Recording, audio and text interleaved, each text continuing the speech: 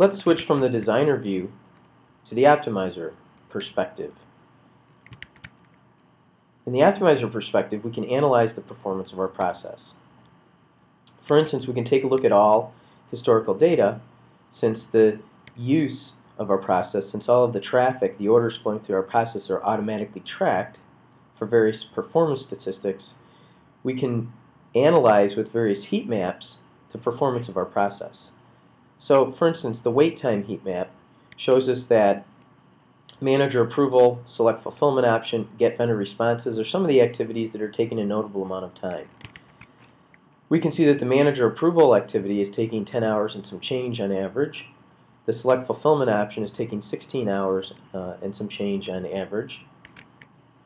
If we switch from average value for wait time to percent of instances outside of the acceptable range, we can see that while select fulfillment option has 38% violations and much more average wait time than manager approval actually has 39%, a little bit more, a little bit higher percentage of the overall instances or orders that managers are approving are outside the acceptable range of business service level agreements.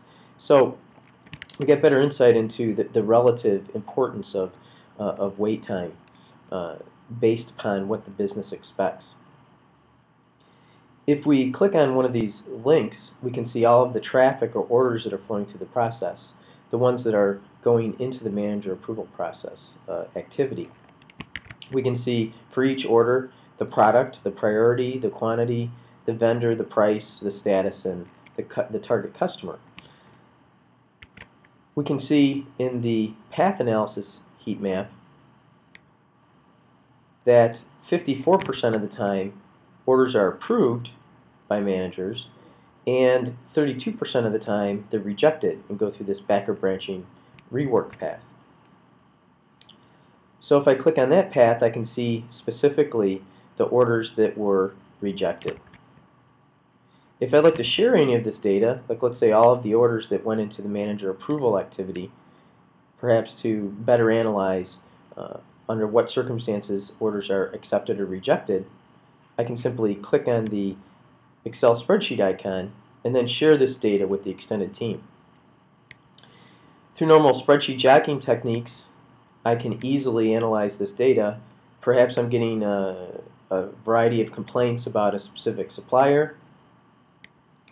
I can select BJR supplier, and perhaps Target has been complaining about orders coming from that supplier, and I can analyze that data very quickly. So whether you're using the optimizer view in the authoring environment or you'd like to share the data with an extended team, it's very easy to do that. Now there are a few more things that we can do in the optimizer perspective. For instance, we can compare a variety of tracked data. We can compare different sets of data, like for instance this month compared to last month. Perhaps we made a process change and we'd like to see whether we improved or degraded the performance of the process, or maybe there's some seasonal differences. We'd like to analyze that. Let's take another example. Let's say that we're interested in how the orders are being processed recently. It's been going okay, but recently we've been getting some complaints about orders taking too long. So let's compare in the A data set, the A scenario, all of the completed orders, and let's identify in the B data set, the B scenario, all in-flight orders. Let's go ahead and calculate and compare those two data sets and take a look at the differences. So if we take a look at the wait time for A, which is orders completed, it's 33%. Only 33% are outside of the acceptable range of wait time. Whereas recently, the orders that are in flight and still being worked on, 58% are outside of range. And similarly for manager approval. So we can get a quick level of analysis and insight, some visibility into how the process is performing. Now, how easy is it to create some of these analysis scenarios? It turns out it's very easy. Let's take another example here and take a look at orders greater than 100 in quantity.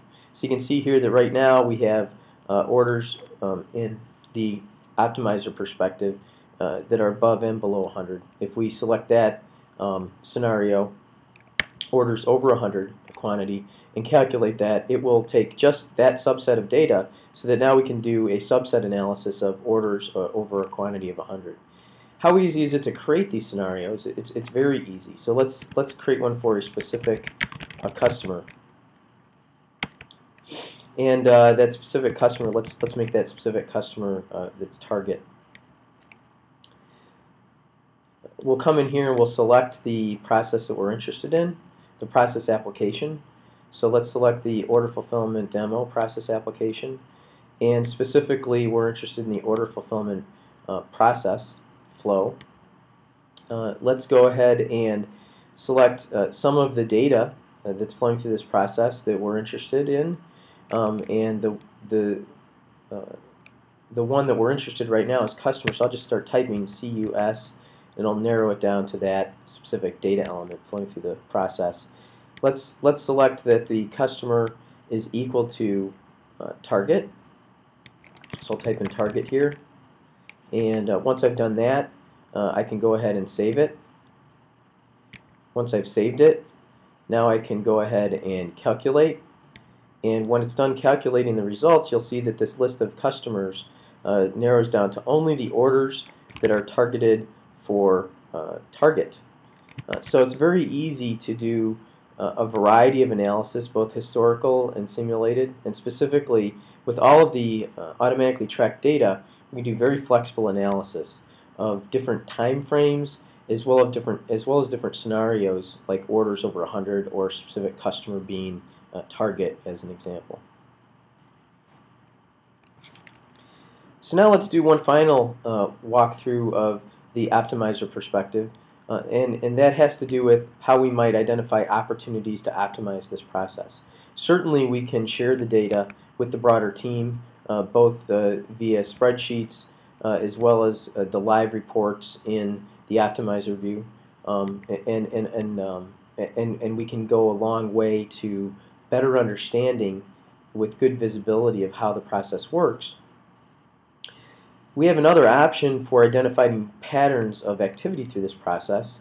For instance, we can use a capability called guided optimization to spot patterns for us. So if we use guided optimization and zero in on this status variable, this status data element which gets set to accept or reject, we can see that that the BPM platform has the ability to analyze exactly what circumstances things will get accepted or rejected. So let's go ahead and take everything into account, all of the orders that flow through this process. And now that we have all of the orders being considered for all customers, let's go ahead and walk through a guided optimization indicating that we're interested in the process data variable called status that gets set to accepted or rejected, and we can set it to different confidence levels. So let's say 90% or better, 90% of the time or more, these situations will arise when it's a particular customer and price level. It'll be accepted or rejected. Let's take a 70% or 50% confidence level to see even more patterns that flow through this process. So for instance, when it's a particular combination of customer, product, and urgency, it's accepted or rejected. When it's a particular combination of customer, product, and price, it's accepted or rejected. So let's see what some of those rules might be, some of those patterns of activity. We can see that 77% of the time when it's a particular product and price and customer, it's rejected. If we take advantage of some of these patterns or rules that can help us optimize the process and ask the authoring environment to apply those to our process, you can see that what it can do for us is actually modify our process in a risk-free fashion. It added an auto bypass gateway, decision gateway. So under certain cases it will pass the order to the manager for manual review and approval, and in other cases when there's a high probability it's going to be accepted or rejected anyway, it'll bypass the manager, saving time and money, and auto reject it or auto approve it. So what are those rules and how have they been implemented? We can see here in the manager approval bypass rule that was created for us that it created a decision table that captures those patterns of activity that the optimizer spotted for us. So in a certain combination of customer, product, price, and priority, it's going to automatically accept or reject. So for each one of these rows, we can see that it's going to either automatically approve or automatically reject the orders, thereby auto-bypassing the manager and increasing the efficiency of our process. So there's an awful lot we can do with the optimizer perspective to analyze the performance of our process, compare performance of our process, to create custom scenarios for our process, to share the data of our process with the extended members of our team, and also to create custom scenarios and subsequently optimize our process.